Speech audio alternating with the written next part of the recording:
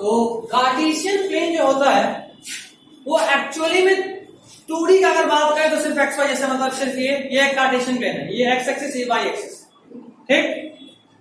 इसी में एक और जोड़ दिया, ये 3D का कार्टेशियन प्लेन है। अगर मान लो ऐसे लेते हैं, ये एक्स एक्सिस है, पॉजिटिव एक्स, ये पॉजिटिव वाई, और जो बाहर की तरफ है जैसे पॉजिटिव जेड एक्सिस, ठीक है, नहीं समझे?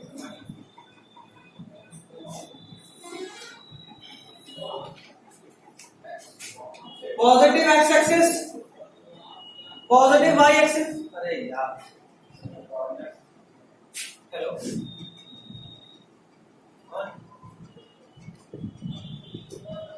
हाँ सब ठीक, हाँ देखे तो है, मतलब आप सब लोग सुने देखे थे, आप भी देखे तो आप भी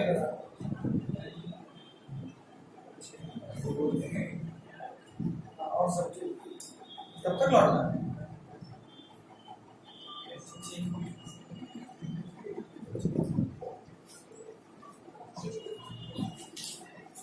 ठीक, एक बार फिर से देखो, मान लो ये दीवार है, दीवार का कोई 3 कॉर्नर देखो, या इसी को लो ना, इसी को लो, अगर ये दीवार का एक साइड, इस रूम का एक दीवार इधर, एक दीवार इधर और एक दीवार इधर, वो कंप्लीट। ये है मान लो मेरा वाई एक्सिस ऐसे, ये है मेरा एक्स एक्सिस ऐसे, और एक एक्सिस जो इस तरफ होता है। 2D में कोई भी बॉडी एक प्लेन पे होता है, इसी को बोलते हैं प्लेन। क्या बोलते हैं इसको? प्लेन।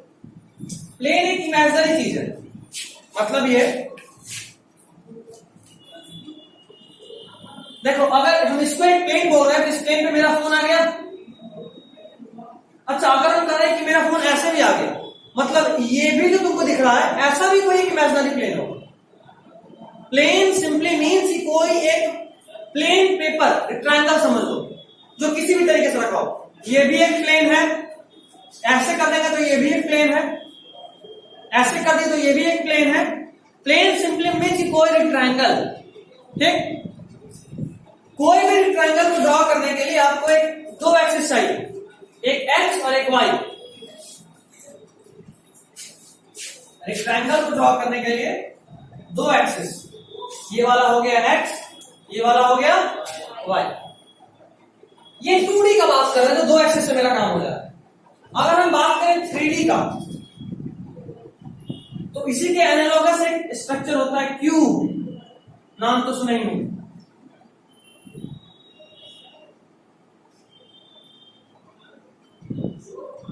अगर तुम इस क्यूब को फील करोगे तो इसमें 3 एक्सिस है। देखो, ये वाला है एक्स एक्सिस सामने ऐसे, ये वाला है वाई एक्सिस, और ये वाला जो दिख रहा है तुमको, ये एक्चुअली में तुमको फील आ रहा होगा कि ये एक्स, ये वाई और जेड ऐसे है, क्योंकि क्यूब स्पेस पे थोड़ा ना, क्यूब तो हवा में होगा। अगर तुम एक क्यूब बनाओ,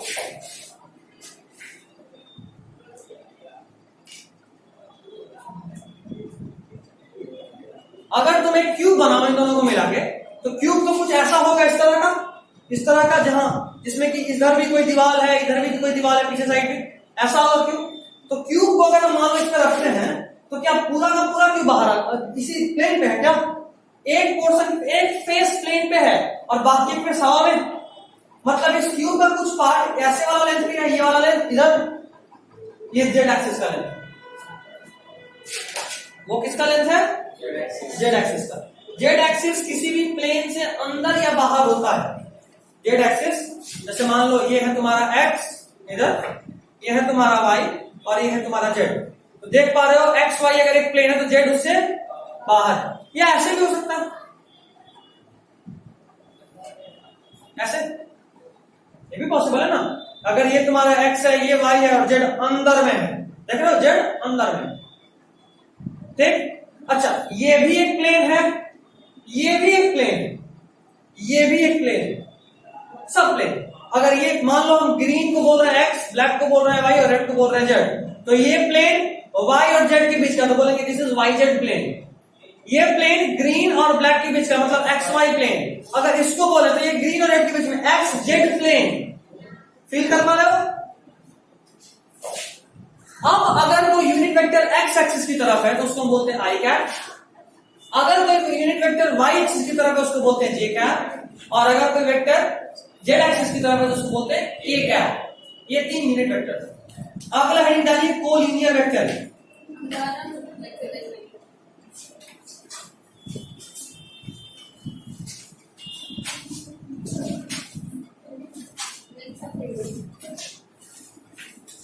कोलिनियर वेक्टर लिखिए इसमें vectors which are in same line, vectors which are in same line, vectors which are in same line.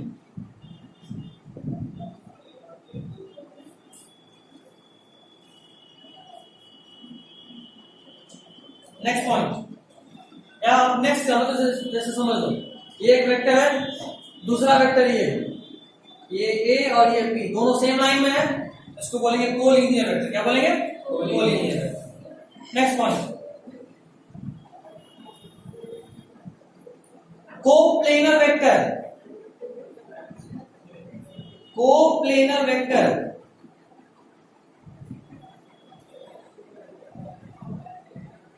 Coplanar vector लिखिए sir, the vectors which are in same plane, two vectors which are in same plane,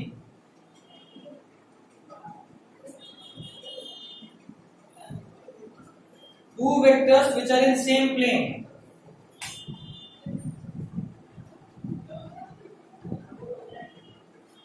देखिए जरा समझो, देखो ये पूरा board एक plane है, पता रेक्टेंगल की तरह दिख रहा है, तो ये भी वेक्टर और ये भी वेक्टर दोनों सेम प्लेन पे है, तो ये कोप्लेनर वेक्टर हो गया। ये कोलिनियर भी है क्योंकि सेम प्लेन पे होने के साथ साथ सेम लाइन पे भी है। अच्छा, ये वेक्टर और ये वेक्टर, क्या ये कोलिनियर है? सेम लाइन में, लेकिन क्या ये कोप्लेनर है? दोनों सेम प्लेन पे, ठीक है। अच्छा, एक वेक्टर ये,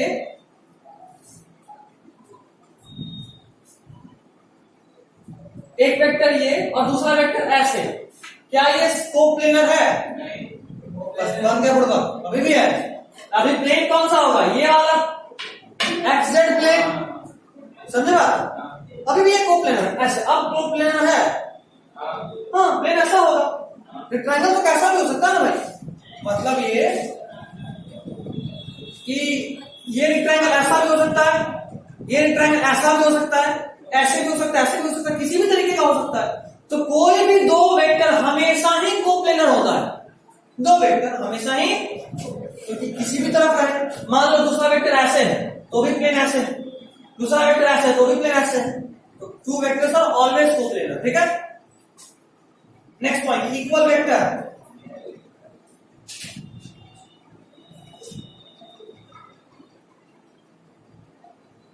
देखिए इसमें टू वेक्टर्स, इक्वल वेक्टर्स ले लिए, इक्वल वेक्टर अगला है, कोप्लेनर हो गया। इक्वल वेक्टर में लिखिए two vectors having same magnitude and direction,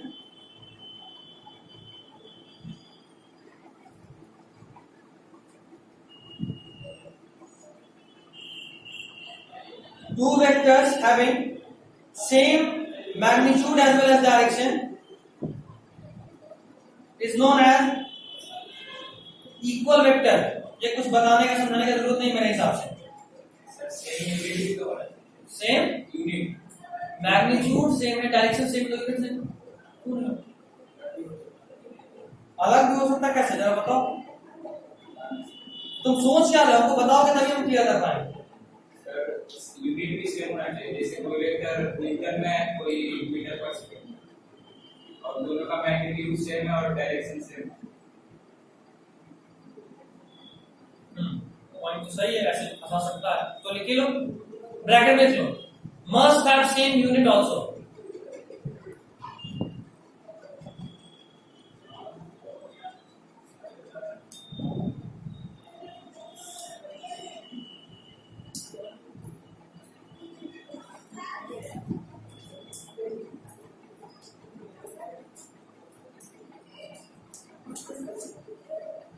हो गया।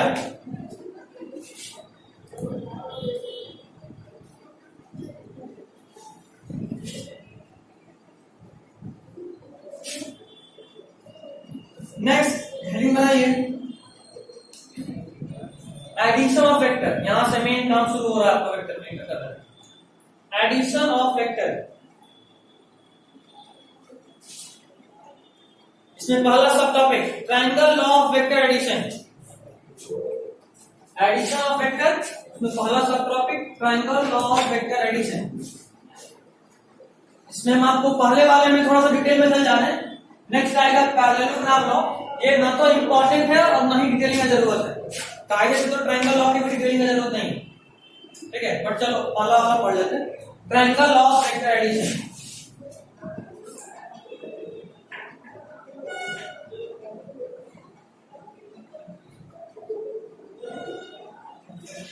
मैंने आपको बताया था कि अगर टेल ऑन टेल हो तो वेक्टर को कैसे फील करना है। टेल ऑन टेल हो दो वेक्टर तो उसको फील कैसे करें, फोर्स की तरह, वेरी गुड। और हेड ऑन टेल हो तो डिस्प्लेसमेंट। चलिए एक वेक्टर है ये r1, दूसरा वेक्टर है ये r2, तो इसका डिस्प्लेसमेंट कितना होगा, कैसे निकालेंगे मतलब डिस्प्लेसमेंट, सॉरी डिस्प्लेसमेंट बोल रहा हूं, रिजल्टेंट। एक वेक्टर इसको r रिजल्टेंट ऐसे बोलते हैं, r रिजल्टेंट या r इक्विवेलेंट जो, ठीक। इसको बिल्कुल डिस्प्लेसमेंट की तरह ट्रीट करें। आप पहले यहां से यहां चले, फिर यहां से यहां गए तो नेट डिस्प्लेसमेंट कितना है ना। क्या इसमें डायरेक्ट सिंपल एडिशन यूज कर सकते हैं, नहीं, क्योंकि ये वेक्टर क्वांटिटी। चलो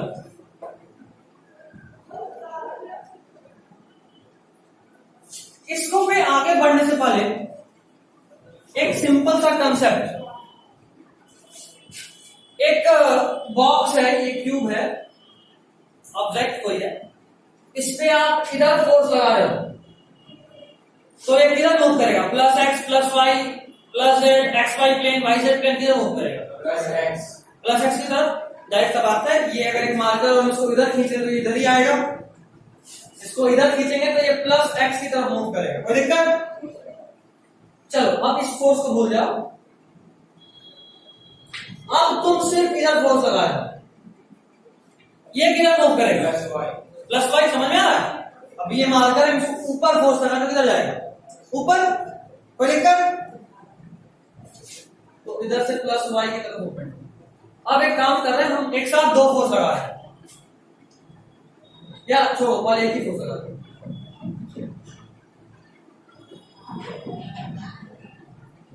किधर मूव करेगा, एक्स वाई के बीच में, मतलब एक्स वाई प्लेन में मूव करेगा।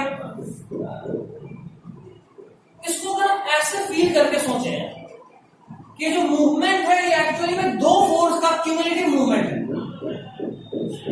इस फोर्स का कुछ हिस्सा इस तरफ लग रहा होगा जो इसको इधर मूव करा रहा है, और इसी फोर्स का कुछ हिस्सा ऊपर की तरफ लग रहा होगा जो इसको ऊपर मूव करा रहा है, ठीक।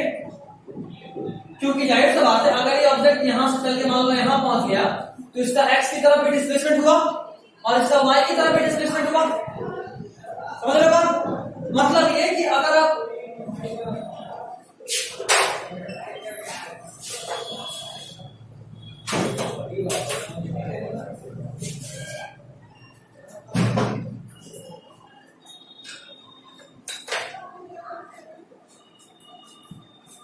मतलब ये कि अगर इस तरह का कोई केस हो तो मूवमेंट कंबाइंड होता है। क्योंकि अगर ये आप इधर बोल रहे हो इधर फोर्स लगाएंगे तो यहां पहुंच जाएगा कुछ समय के बाद, मतलब इसका डिस्प्लेसमेंट एक्स की तरफ भी हुआ, मतलब इसका डिस्प्लेसमेंट वाई की तरफ भी हुआ।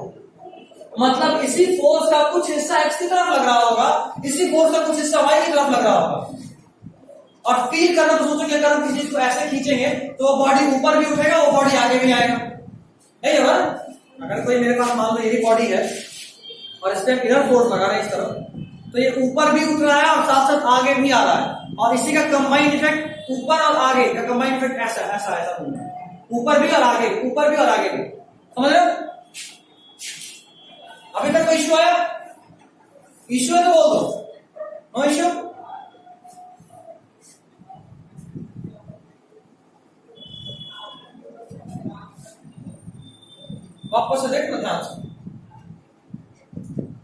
इंपॉर्टेंट कंसेप्ट है, इसको नोट भी कर लेना साइड में। इधर देखो, पहले देखो, अगर किसी बॉडी पे आप इधर फोर्स लगा रहे हो, मतलब ये कि इस फोर्स का कुछ कंपोनेंट एक्स की तरफ भी लग रहा है और इस फोर्स का कुछ कंपोनेंट वाई की तरफ भी लग रहा है। यहां पे कोई एंगल लो थीटा, इधर भी मान सकते हो, इधर भी मान सकते हो। वाई से कितने एंगल पे फोर्स लग रहा है या एक्स से कितने एंगल पे फोर्स लग रहा है। अभी हम जो मान रहे हैं कि एक्स से कितने एंगल पे फोर्स लग रहा है, तुम चाहो तो तुम ये मानो थीटा, तो तुम क्या बोलोगे, वाई से कितने एंगल पे फोर्स लग रहा है, यही बताओ ना कि वाई से थीटा एंगल पे फोर्स लग रहा है। अब हम चाहते हैं कि इसको ब्रेक करें, फोर्स को ब्रेक करें दो पार्ट में, जो पार्ट से मिलकर ये बना है। मतलब ये कि हमको साफ साफ समझ में आ रहा है कि ये फोर्स लगाने पे अगर ये बॉडी का मूवमेंट एक्स की तरफ और वाई की तरफ दोनों की तरफ हो रहा है, मतलब पक्का ये फोर्स दो फोर्स का सम है जो एक्स और वाई दोनों की तरफ लग रहा है। ठीक, मतलब ये इस फोर्स का कुछ हिस्सा इधर लग रहा होगा, इसी फोर्स का कुछ हिस्सा इधर लग रहा होगा। ठीक, इस फोर्स का वो हिस्सा जिस तरफ थीटा एंगल कंटेन्ड होता है उसको बोलते हैं एफ कॉस थीटा, और फोर्स का वो हिस्सा जिस तरफ थीटा एंगल नहीं है उस तरफ उसको बोलते हैं, मतलब इसी केस में अगर हम एंगल इधर बताए होते, अगर हम इसमें एंगल बोलते और ये होता तो इधर होता है एफ कॉस थीटा और इधर होता है एफ। ठीक, ये वेक्टर को दो पार्ट में ब्रेक करने का तरीका है, ये वेक्टर को दो पार्ट में ब्रेक करने का तरीका। ठीक, ये समझे नहीं समझे, समझ के सब लोग। इश्यू बता दो, ये बेस है, यहां फंसो तो फिर पूरा फिजिक्स से गया। इश्यू मनीष, ठीक, अब जरा समझते, इस दो डिस्प्लेसमेंट में से ये भी एक वेक्टर है और हमको इसका वैल्यू निकालना है। तो मेरे दिमाग में एक आइडिया आ रहा है, किसी तरीके से अगर हम इसको राइट एंगल ट्रायंगल में कन्वर्ट कर दें फिर तो ये निकालना बड़ा आसान है, हाइपोटेनस हो जाएगा ना। बट अगर हम इसको राइट एंगल ट्रायंगल में कन्वर्ट करना चाहते हैं तो हमको इसका वैल्यू चाहिए और हमको इसका वैल्यू चाहिए, सही है ना। एक काम करते हैं, ये एंगल को हम मान लेते हैं थीटा। ठीक, तो ये थीटा, तो ये वाला value x is equal to r2 cos theta नहीं हो जाएगा क्या। देखो, वेक्टर का वो कंपोनेंट जिस तरफ थीटा है, वेक्टर का वो कंपोनेंट जिस तरफ थीटा है cos, जिस तरफ थीटा उस तरफ cos, जिस तरफ थीटा है इधर है r2 cos थीटा। कोई इशू। अच्छा, इसी वेक्टर का कंपोनेंट इस तरफ जो आएगा वो कितना आएगा, इधर थीटा है क्या, तो क्या होगा r2 sin थीटा। और ये पहले से जानते हैं कि बिना एंगल बदले आप वेक्टर को शिफ्ट कर सकते हैं, मतलब जो इसका वैल्यू होगा उसे उठा के यहां रख देंगे तो इसका वैल्यू कितना होगा r2 sin थीटा। कोई इशू। मतलब अच्छा, ये x एक्सिस की तरफ, ये x की तरफ कंपोनेंट है, ये y की तरफ कंपोनेंट है, तो तय है कि दोनों के बीच एंगल कितना होगा 90 डिग्री। x और y के बीच एंगल तो 90 ही होता है। अब बड़ा सिंपल लग रहा है, हमको एक राइट एंगल ट्रायंगल दिख रहा है जिसका बेस का वैल्यू है r1 plus r2 cos theta और जिसके हाइट का वैल्यू है r2 sin थीटा। अब r इक्विवेलेंट निकालना कोई मुश्किल काम है। r equivalent is equal to root under r1 plus r2 cos theta का whole square plus r2 sin theta का होल स्क्वायर। इसको सॉल्व कर सकते हैं, होगा नहीं होगा, होगा।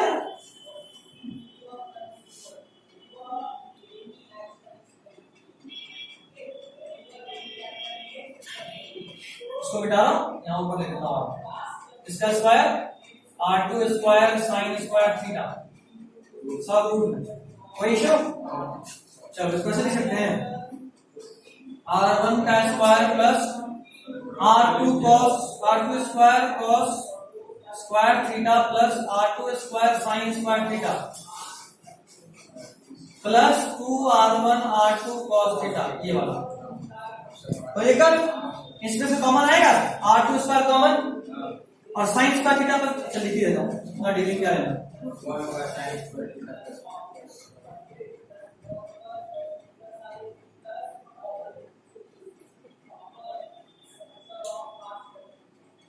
होगा ये तो 1, तो क्या बचा?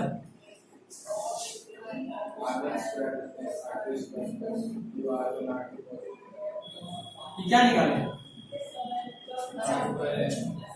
और खास बात यह है कि ये थीटा क्या है? सेकेंड वेक्टर का पॉजिटिव एक्स के साथ एंगल। यही भूल जाते थीटा क्या था। कभी मान लो थीटा क्वेश्चन में ये वाला दे दिया और हम कुछ यही थीटा यूज कर लिए तो बुद्धू बन गया। हमको यूज कौन सा करना है? पॉजिटिव एक्स से जो वेक्टर की तरफ जाता हो। ठीक है, ये लिखिए और ये लिखिए, पूरा प्रूफ ही कर दिया आपको। यही है triangle of vector addition. Direction अभी आएंगे, अभी तो पहले मैग्नीट्यूड का बात करते हैं। मैग्नीट्यूड निकालना खास बात देखो, R1 plus R2, R1 plus R2 मतलब अगर ये 2 है ये 3 है तो ये 5 के बराबर नहीं, ये कुछ ऐसा R1 square plus R2 square plus R1 R2 cos है।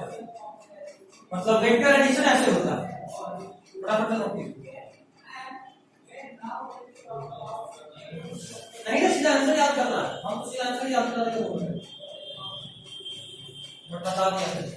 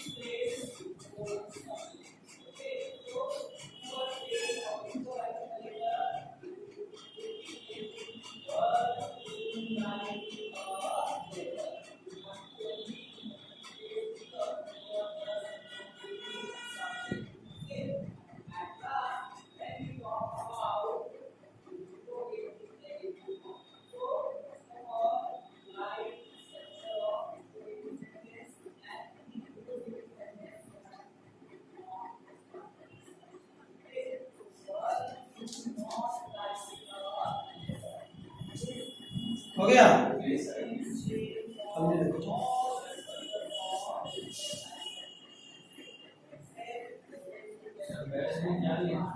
क्या कहां पे?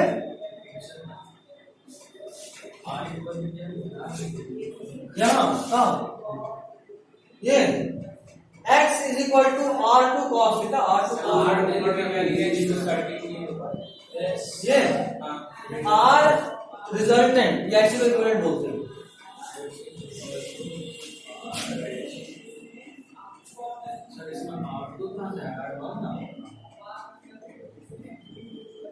यहाँ R1 का पूछ रहे हो? अरे ये वाला जो वैल्यू है उसका वैल्यू है। R1 तो इतना ही दूर है।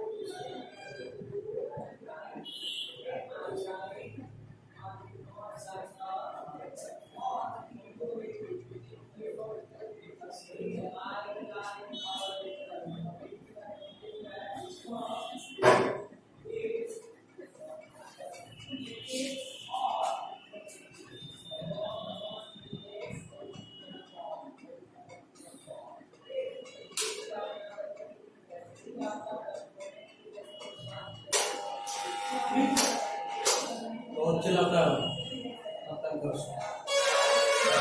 बहुत चिल्लाएगा, इतना चिल्लाएगा कि हम चिल्ला नहीं पाएंगे।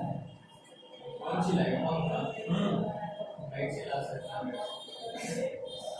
माता भी ठीक है तू ज्यादा चिल्लाता नहीं। क्या देख सकता है जानता है कौन करता मतलब बाहर में जाए इससे कोई फर्क ही नहीं पड़ता तो क्या होगा। है ऐसा तो चला सकते हैं कैमरा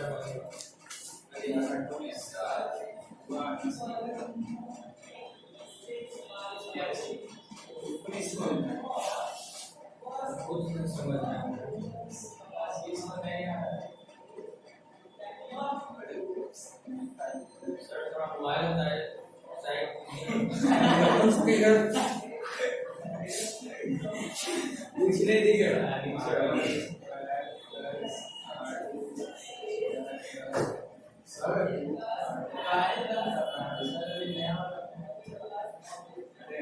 पढ़ाई कर, पढ़ाई नहीं दिख रहा है कहाँ नहीं दिख रहा है हर लाइन ये हाँ अरे कहाँ दिख रहा है गर्दन घुमा, खड़ा हो, खड़ा हो गए हम फोन निकाल।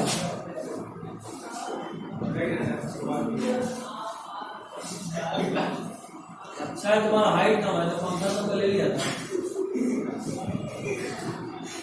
चलिए हो गया, हो गया चलो नहीं हुआ तो उसको हंसते में भी जीते हैं। हम तुम्हारे साथ रहे तो फिर बाकी का छूटेगा। खैर चलो हम चाहते हैं कि ये जो मेरा रिजल्टेंट आ रहा है आर इक्विवेलेंट आ रहा है वो मैक्सिमम हो। हम चाहते हैं कि ये जो मेरा रिजल्टेंट आ रहा है वो मैक्सिमम हो। तो for R equivalent to be maximum value क्या होना चाहिए, मतलब क्या कंडीशन होना चाहिए? For R equivalent to be maximum, R equivalent maximum हो उसके लिए फॉर्मूला देखो ये है। आर इक्विवेलेंट का फॉर्मूला क्या है? R1 square plus R2 square plus 2R1 R2 cos theta. खास बात है कि ये भी कांस्टेंट है, ये भी कांस्टेंट है। आप कुछ चेंज कर सको तो सिर्फ एंगल, R1 और R2 और कांस्टेंट सिर्फ एंगल को तुम वैरी कर सकते हो। तो खुद सोचो cos थीटा का मैक्सिमम वैल्यू अगर यहाँ आएगा तो ये ओवरऑल वैल्यू भी मैक्सिमम होगा। cos थीटा का मैक्सिमम वैल्यू कितना होता है? 1। कितने एंगल पे? 0। तो आर इक्विवेलेंट को मैक्सिमम होने के लिए कंडीशन क्या है? थीटा कितना होना चाहिए? 0 डिग्री। अब सिंपल सा बात सोचो ना यार, ये एक वेक्टर है, दूसरा वेक्टर ये है। तुम यहां से शुरू किए, चल के यहां पहुंचे, फिर यहां से यहां पहुंचे। डिस्प्लेसमेंट मैक्सिमम इसी केस में होगा ना। बाकी तुम थोड़ा भी मुड़ जाओगे तो डिस्प्लेसमेंट तो ये हो जाएगा, इतना तो रहेगा नहीं। तो मैक्सिमम डिस्प्लेसमेंट कब होगा? जब तुम सीधा मूव करोगे, मतलब एंगल 0 हो। समझे? अच्छा, थीटा मिनिमम कब होगा? For R equivalent to be minimum,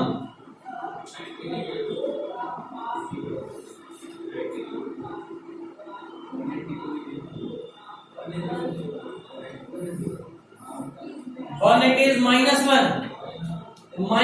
पे होगा ये मिनिमम। सोचो ना यार, ये -1 हुआ तो ये माइनस हो जाएगा, मतलब 0 पे तो सिर्फ ये गायब हो रहा है, ये तो है ना कम से कम। माइनस होगा तो ई जो है उसमें से भी कम हो जाएगा। तो थीटा मैक्सिमम कितने पे? 0 डिग्री पे। आर इक्विवेलेंट मैक्सिमम और आर इक्विवेलेंट मिनिमम कितने पे? याद रहेगा, ऐसा बोल याद रखना है, नहीं सोचना। दो वेक्टर को सम किए हैं, कितना आएगा value? R1 square plus R2 square plus R1 R2 cos theta. a plus b के होल स्क्वायर टाइप किया, बस cos थीटा जुड़ गया है ना। और थीटा मैक्सिमम मतलब आर इक्विवेलेंट मैक्सिमम कितने पे? 0। मिनिमम कितने पे? 180।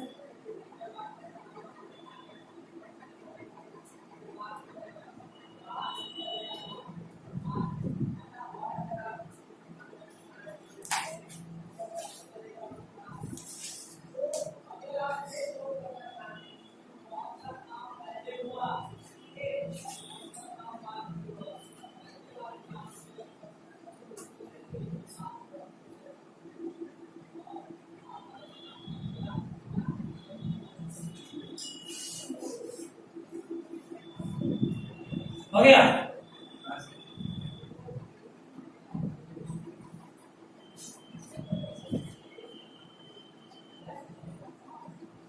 अब सुनना आगे, हमको रिजल्टेंट का एंगल चाहिए, ठीक है?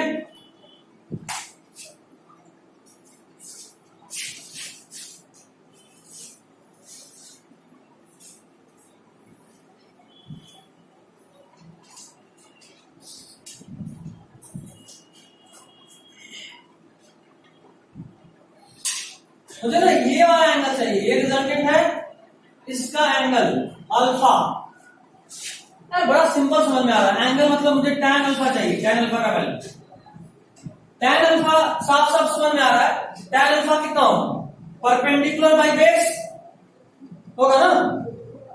अगर ये एंगल का हम tan निकालें, tan अल्फा, तो कितना आएगा? परपेंडिकुलर बाई बेस, बेस पूरा परपेंडिकुलर कितना? r2 sin theta by r1 plus r2 cos theta. अब इसी में हम एंगल में अल्फा कितना? tan को जब इधर लेके जाएंगे क्या होगा? tan inverse r2 sin theta by r1 plus r2 cos theta.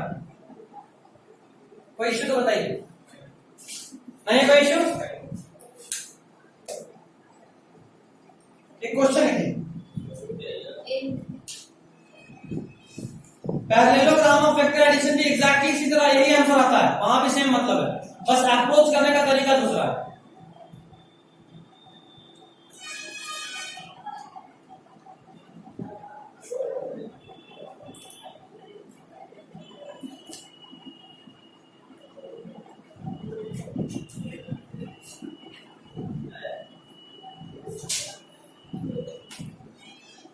हो गया?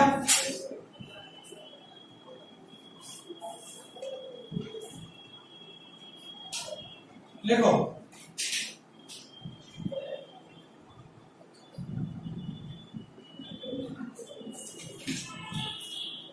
देखिए, if magnitude of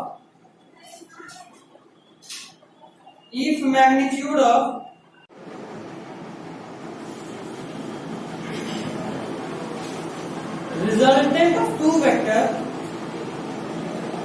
if magnitude of resultant of two vector, अच्छा एक बात तो समझ में आ रहा है ना कि जो ये हम वैल्यू निकालते हैं r1 square plus r2 square plus r1 r2 cos theta, ये मैग्नीट्यूड होता है, क्योंकि मैग्नीट्यूड यहाँ और एंगल यहाँ, तब ना ऐसा हो दोनों को मिलाएंगे तब वेक्टर बनेगा, है ना। अगर ये वेक्टर होता तो एंगल भी वहीं लिखते, ये मैग्नीट्यूड है, ये एंगल है, दोनों मिलाए तो वेक्टर बना।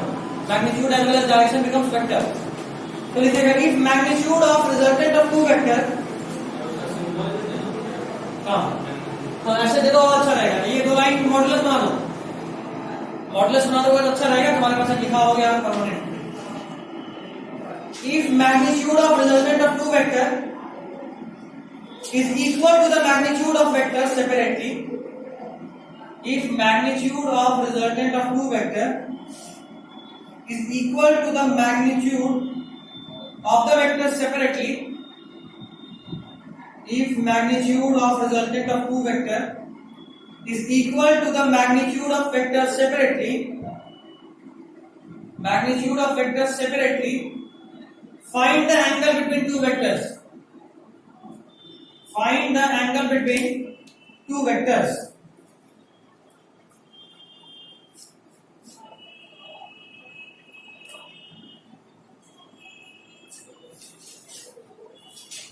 हो गया?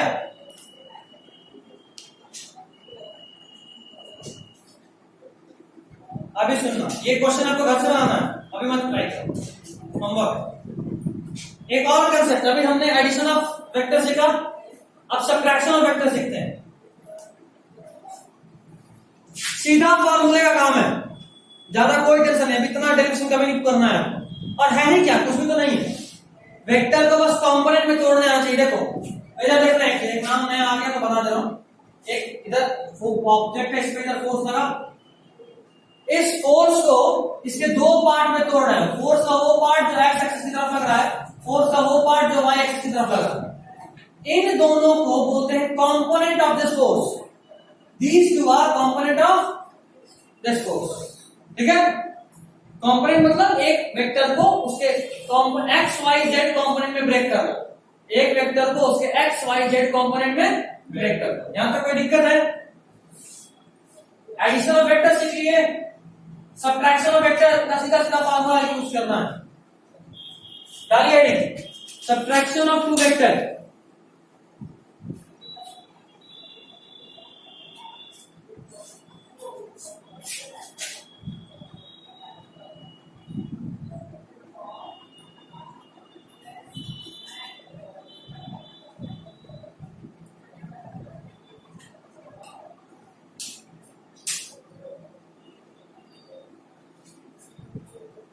ये होता है रिजल्टेंट का फॉर्मूला।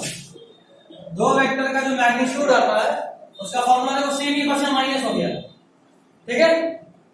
और एंगल tan इनवर्स अल्फा का, तो अल्फा का जो फॉर्मूला आएगा alpha is equal to tan inverse b cos theta bye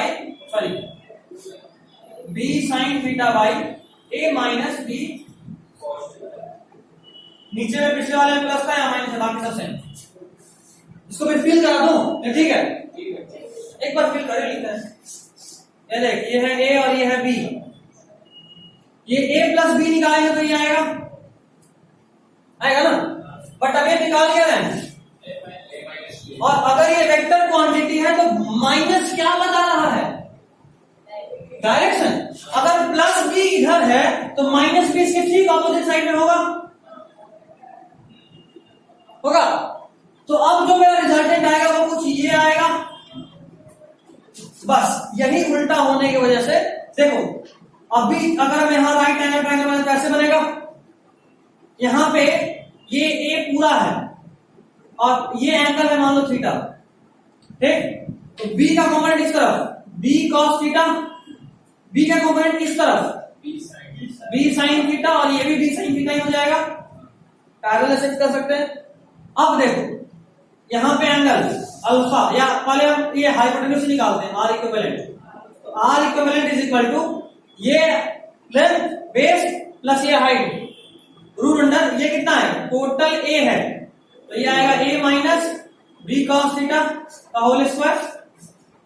पूरा a है, यहां से यहां तक a है, ये है b cos थीटा, तो ये कितना बचा a माइनस वही लिखा प्लस b sin थीटा का whole square, b square sin square theta. Solve करेंगे, ठीक है। तो कुछ नहीं, सिंपल है। और एंगल भी समझ गए, नीचे में माइनस आ गया है ना। क्यों आया माइनस, क्योंकि ये एंगल थीटा, ये अल्फा है। Alpha is equal to perpendicular by base, तो perpendicular is b sin theta by base कितना a minus b cos theta, है ना। बेस कितना बचा, a कितना है a minus b cos theta. इसलिए चलिए फटाफट छापेंगे, इसको हटा देना, इसका कोई काम करो ना, तो समझाया था, ये लिखो वही करना था। वीडियो से देख लेना, कोई चीज नहीं, वीडियो से देख लेना। अगला क्वेश्चन, बात कम काम ज्यादा। आशीष तुमको बोल रहा हूं, तुम शांत नहीं रहोगे तो फिर हमको शांत कराना पड़ेगा, ये थोड़ा मुश्किल है। हाँ बात तो ना शांत, लेकिन और शांत हो जाओ।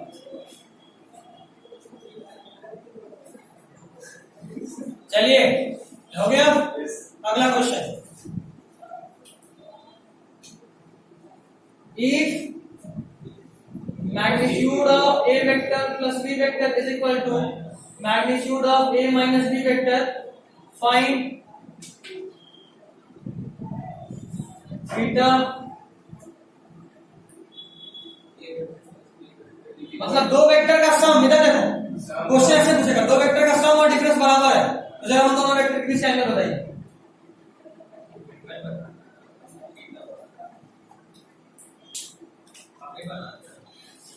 ये भी होमवर्क है।